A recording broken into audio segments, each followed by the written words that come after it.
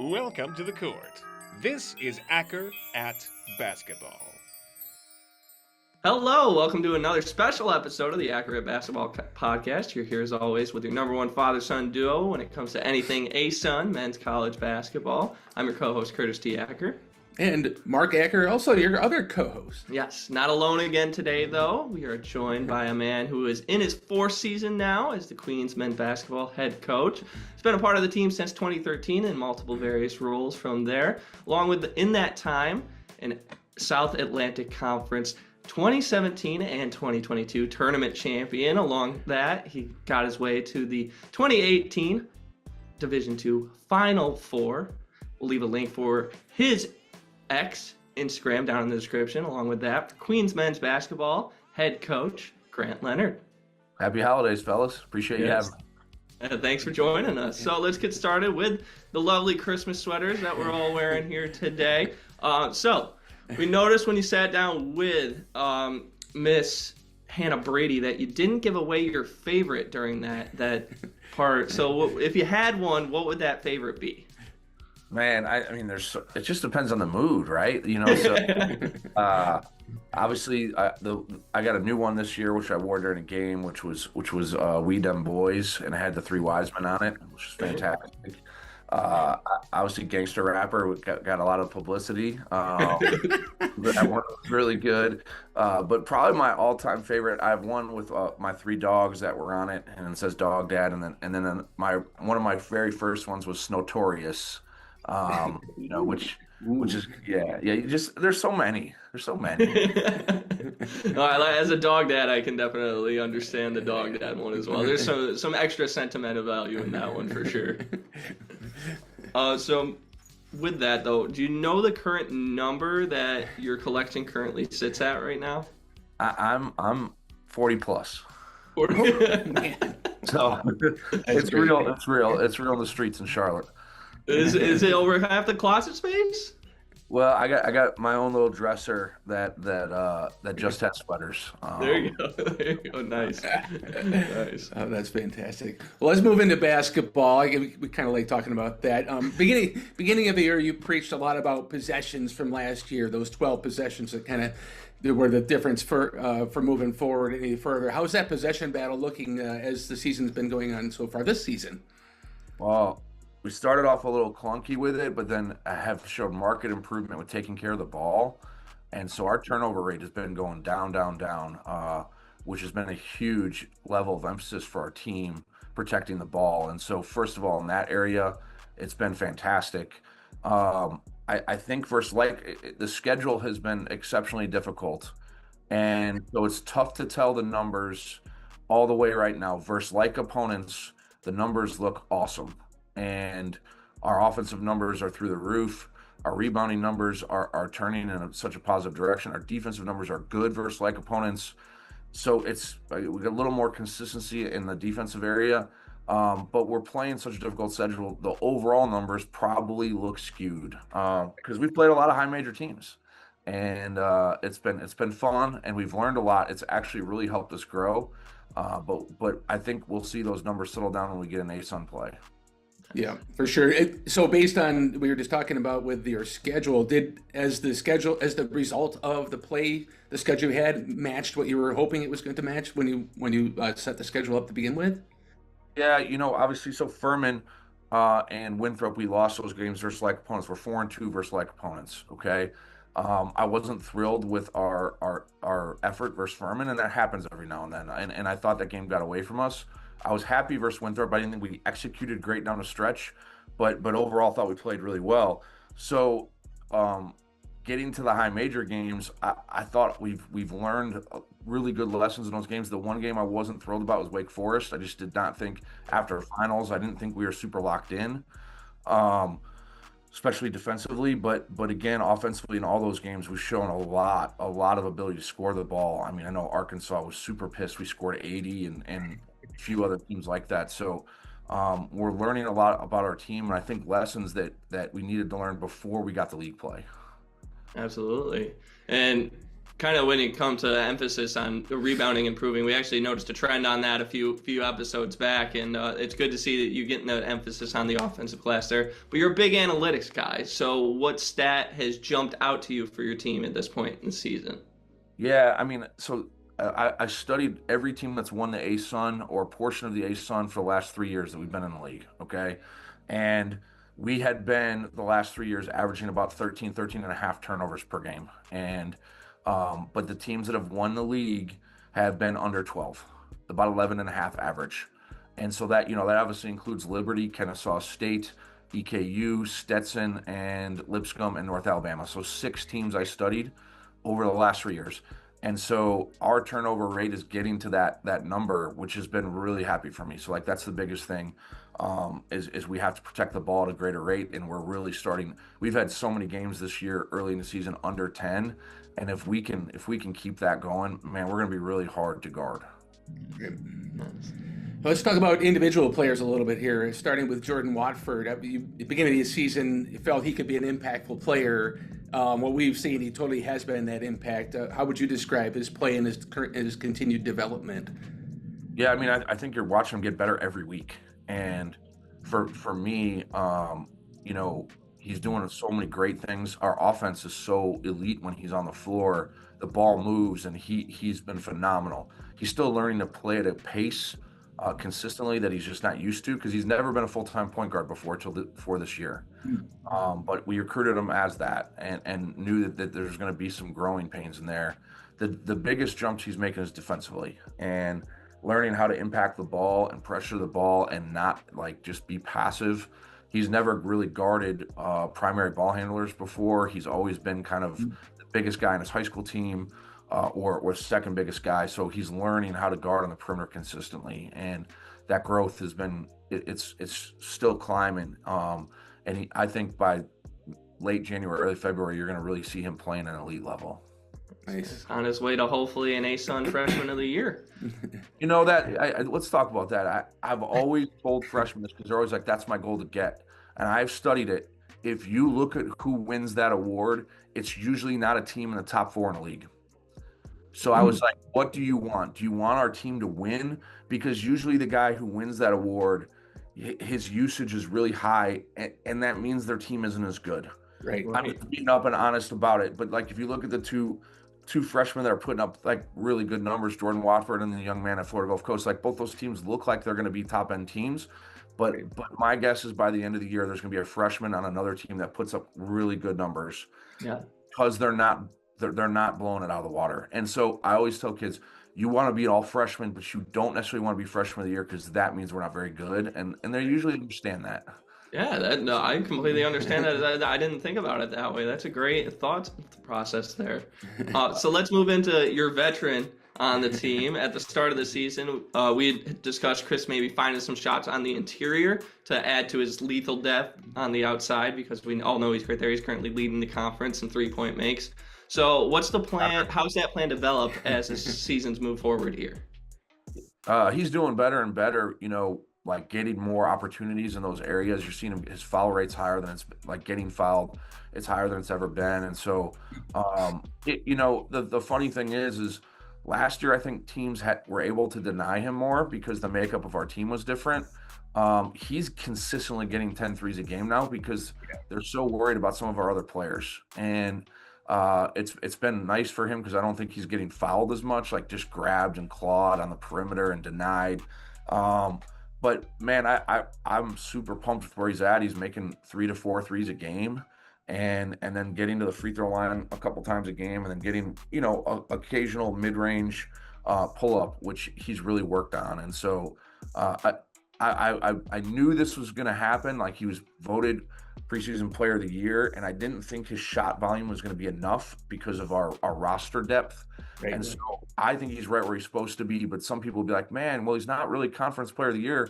So I didn't think he was going to take that many shots. That's just not who he is or how our roster is built. Does that make sense? Yeah, it does. I noticed too as well, he kind of heats up in the second half. A lot of guys take the charge at the beginning, and then he kind of heats up in that second half. Not every game, but there's been a string of games where it's been like that, or at least what I've seen. Most teams build their defensive game plan on stopping Chris getting off 10 threes. so early in the game plan that's happening, and then as Avantae Parker and Nas are getting in the paint, and Jordan Watford, and then Schwieger and Berman are getting going, that now all of a sudden it opens up for Chris to get shots in the second half. Makes sense. Right. Let's talk about the man you just mentioned there, Nas. He's just been tremendous this season across the board, statistically, and he's on the floor as that leader. What about? And we've talked about this before, and you have. What about Nas and his continued development and growth as a person? Just led him to where he is performing this season. He's always had the physical ability. For him, mentally, the game slowed down, and it's been really awesome to see. Like he's gone from someone that man, he wasn't sure what to do or how to make a read, to suddenly he's making high level reads, and he's doing it consistently. I think he's shooting 72% in the paint, which for a guard is unheard of. And man, he's guarding the other team's best perimeter player. He's consistently our leading rebounder. He's our leading scorer. I don't know if he'll end up being our leading scorer, because I think Berman, Mann, and Ashby are all going to be right there. But Nas is playing so high level in so many areas. I've just been ecstatic with his mental growth and how he's approached it. Do you have a stat or a award for a number of times being on the floor, getting a loose ball too? Because I think he would win that one for sure. 100%, and we actually have an award. It's called the Street Dog of the Game, and our guys have adopted this little street dog. It's a statue, but they call him Buddy, and the guy who does the most of those plays every game wins it. So Nas won it a bunch of times this year. Yeah, I can imagine. Yeah, well deserved as well. Even on first meeting with him, I said it a couple episodes after we had first come and saw you guys, and I was like, Nas, the way he presents himself, the way he carries himself across the board, he's a professional. He really is. He's got it. Let's talk now, moving into Carson, because Chris isn't your only 3-point weapon on the team as well. Carson Schwieger is also in the top 10 for 3-point makes in your conference right now. So he wasn't in the starting lineup at the beginning of the season. What did you see about his development as the season's gone on that moved him up into that 4 spot? Well, it's funny, and I see this happen for different players at different times. He gets here and he kind of knows who he is as a player, and then really just figuring that part out. And I think that's what you've seen with Nasir Mann as well. Like, he knows who he is as a player now. Well, Carson, early on was hesitating. He wasn't always shot ready. He honestly did not believe he should shoot 10 threes in a game. And I was telling him, yes, you should. And now you're seeing him consistently get off 9-10 threes a game. He's shot ready, and he's playing through his jump shot. And now you're starting to see him get into the post a little. And he didn't believe he was a good defender. And I kept telling him, you're a way better defender than anyone's ever told you. Believe in yourself. He's switching. He's guarding guards. He's guarding post players. But I've been really happy with his development as a player. And it's really just him finding his strengths and believing in himself. I know you said Wake Forest didn't go as you had hoped either, but how was that as well, getting to see the Schwieger brothers play against one another? It was awesome. And then the one time they tried to isolate Cooper in the post, Carson stuck him, and we got a steal out of it. And so that was awesome. The bench was going crazy. And honestly, Carson got off 10 threes that game, and he went 2 for 10, but he 3 of them were rattled in and out. And you could just see man, it was that close from having a huge game. And but I told him, he comes out, I think the game before, he started off 0 for 5. And I told him, I came back out, and then he went 5 for his next 6. And I told him, just keep shooting good ones, man. Same thing with Chris Ashby, man, just keep shooting. Everyone believes in you. And our guys keep passing it to him because they believe in those guys. Great. Let's move to Avantae Parker, one of my favorite players to watch play. He's been handling the ball outside more and getting into the paint from the outside. Did you envision that skill set as part of when he came in? Yeah, I mean, it's something that we knew he had, but that he just hadn't, the last school kind of just didn't allow him to do that. Right. Just yesterday in practice, he brought the ball down the floor after a rebound. He got into a drag ball screen. He rejected it, got into the paint, and made a skip pass to Ashby for 3. And my whole thing is, I stopped practice there and was like, you have to be able to believe that you can do that all the time. Yeah. He's such a weapon, being a 4 or 5 man, but with that versatility and ability to handle the ball and attack the rim. And him and Nas are both over 70% at the rim. And for us, it's really just getting Avantae to make the reads more consistently to turn his turnover rate down. He's not quite a 1 yet, then, is what you're saying. No. But he's going to be similar. Like by the time he's done here, he's going to be similar to what Leo was for us last year, where he's a secondary ball handler, bringing it up quite a bit. That's awesome. Oh, cool. Very nice. So also as well, he's had multiple games where he's been perfect from the floor. And what does that just reliability for coming from the inside bring to your team? Yeah, I mean, being able, like, that's what opens up the ability to put pressure on the rim, okay? For Parker, for Mann, for Watford and Berman, like those guys attacking the rim, that's what creates all the threes. And a great offense, you have to have both. You have to put pressure on the rim, you have to get fouled, and you have to be able to spread the floor and make threes. And so Parker's ability to do that has been awesome. And look, he's not just doing it against like opponents, he's doing it against big boys. Everybody. Yep. Arkansas. And he's putting Nick Pringle on the rim and scoring on him. And so he's still figuring out how good of a player he is. And I think sometimes, you know, they all say they think they're good, but they don't really believe it until you instill that confidence. And you can start to see Avantae really believe in himself. And speaking of belief, you want to talk about this match? Oh, okay. Well, kind of the past 4 games, Isaiah Henry really seems to have found that belief in himself. What do you credit for that, kind of him finding that comfortability throughout the season? Character. Think about this. You're a top 150 recruit. You had Georgetown and Virginia Tech and Clemson and all these schools recruiting you, and you end up at Queens, okay? And there's nothing wrong with that. And then you get a DMP, and you've probably never got a DMP in your life, okay? And the character it takes to be able to like keep going and not give in and not like, oh my God, this is terrible, and act out. But he stayed like, I just process driven. Isaiah, you're close, just keep working. And then I kept telling our staff, like, there's going to be games where he's going to get a few minutes here, a few minutes there. If he can gain confidence from that, like, he's going to take off. And I think by mid-January, you're going to see one of the best freshmen in the league is going to be Isaiah Henry. There's just not a lot of guards with his physicality at this level. He's a specimen. Well, maybe 2 guys then, not for the freshman of the year, but instead on the freshman team instead. I'm not opposed to freshman of the year. I'm just saying if you look at exactly. It's usually not a kid on a first or second place team, which is obviously what we're striving for as an organization. Right. Let's go with Maban Jabriel. Great size, versatility type of player. We've also seen him a little bit inside, playing the 5 against South Carolina State, for example. Do you expect to see that going forward as well, where he's posting up more? Yeah, and I don't know that we post up a lot anyway. No. I think there's going to be some lineups where he is that, right? Because he is still 6'9" with a 7'4", 7'5" wingspan.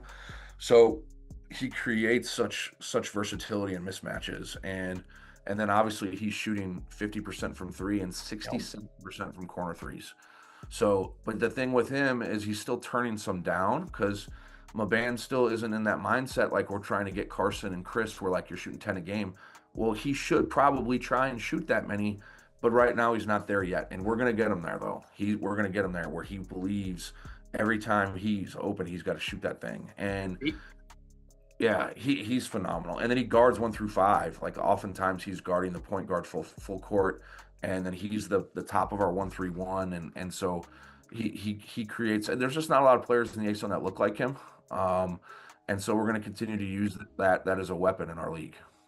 Yeah, I was going to add, sorry to cut you off there, Coach. I did see his movement off ball on the offensive end of the court has been very good, getting into that corner spot, but also just finding another spot if that's taken up. Yeah, and if he can really, him and Schwieger, if they can really figure out how to shoot over guys, like that's going to take our team to another level offensively. Yeah, for sure. Another guy as well. Also playing a lot of spots at the 5. He's been the most reliable big man coming off the bench as far as playing that 5 spot. What does the rebounding prowess of Gus Larson help add to your team this season? Well, he's the other guy with Nasir Mann where like when he's got that street dog mentality and he's just making that energy and effort plays, which is both blocks and rebounds, but diving on the floor and taking charges.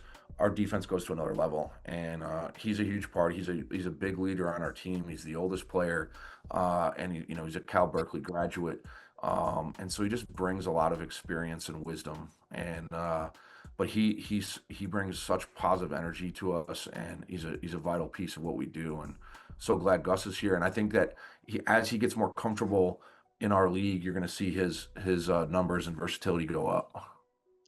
That's awesome. That's awesome. Yeah, I remember seeing early in the season with Avantae being more that interior threat. Kind of Gus came in. I know Gus shooting more numbers inside, but he also seems to have that perimeter game available to him as well. Is that something that we're going to see develop over the course of the ASUN play here? Yeah, I think you're going to see him shoot 2 to 3 threes a game, and he's going to shoot around 33 to 35%. He's a good shooter, and yeah, that's a huge part of what we do. We try and look for players that have different strengths, and that so it's not all the same. And really been happy with Gus and what he provides to our team, because Schwieger, Larson, Parker, Jabriel, they're all different. But they definitely create spacing for our guards to get downhill, which is a big deal. When you have 4s and 5s that are perimeter threats, it opens up the floor because it brings their defenders out of the paint, which allows Watford and Mann and Henry to get to the rim and finish without having the biggest guy right there just sitting at the rim. Yep, exactly. Kam Clark, he's another guy who's not shy about taking threes, just haven't been falling so much this year. And I see him being a very nice defensive weapon for you as well. What do you see that's going to help him continue to develop as he grows into the D1 level here?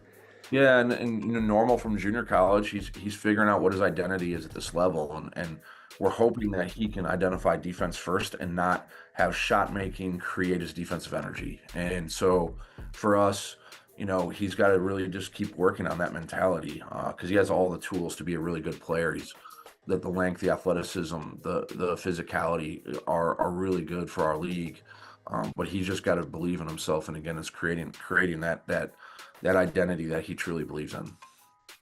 And then kind of moving into another guy who's looks like he's taking his shots as Kam is, and they just aren't dropping for him. You mentioned, well, they're starting to now.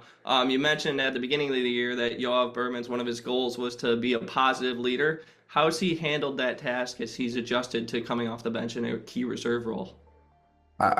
I think that he's handled it unbelievably, and to be honest with you, I wouldn't be shocked if he ends up our leading scorer in conference. I wouldn't be at all, and that could be off the bench too, because that doesn't matter. He's still going to play 25 to 28 minutes a game. The thing with him, you're going to see, the young man that was at Lipscomb last year, the red hair, the guard, what was his name? The red-haired kid. That's going to bother me. Will Pruitt. Will Pruitt. Will Pruitt. So Will had a struggle in non-conference and shooting, and then he ended up shooting 45% from 3 in conference. I think you're going to see something similar like that, because right now he is turning down 1 or 2 clean threes to try and take contested shots at the rim and or one-on-one step backs.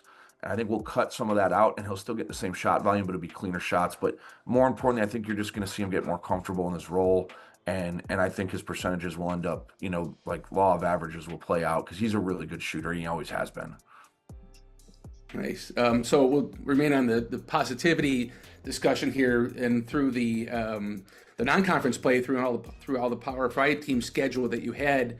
What discussions as a coaching staff did you have this year to help keep the positive mentality moving along during that play? It's really been about progress and process, being process orientated. So hey, what are we trying to get out of this game? What are the positive things we can take, and how do we not lose our team? And our group still, all of our goals are still in front of us. I literally told our athletic director before the year, we could go 5-8 non-conference and still win the league and be the best team in the league. We're playing a very difficult schedule, and like I said, I thought if you had to go A through F, we're still getting a C+, B- in this non-conference portion. If we beat Furman and or Duquesne and or Winthrop, yeah, you're looking at an A, right? But it just didn't happen. But we're still playing really good basketball, and if you look at our numbers versus opponents, it looks like a box score of a team that could win a championship. So for us, it's just staying with the process, believing in ourselves, getting better daily, and not overreacting because Arkansas has 3 NBA players and they scored 100 points. Like that, just don't stress about that. Makes sense. And remember, guys, non-conference play is not done for Queens either. On the 29th, they got a game against now currently ranked 21st Auburn. That'll be at 10 p.m. You can find that on SEC Network. Make sure you guys go support that. Coach, I want to thank you for joining us once again. Anyone you want to shout out or anything like that right now? Feel free. The floor is yours. I just want to say, happy holidays, happy Hanukkah, Merry Christmas, soon to be coming happy Kwanzaa to everyone, and know that the holiday spirit is supposed to bring, families together and joy to people. And I hope that that's what we all do in here in this holiday season. And then we flip to the New Year's, and now it's time to win a championship. Awesome. Well, we wish you luck in that. We'll see you on the 1st for your opening day against EKU. We're planning on coming up for that one. So take care in the meantime.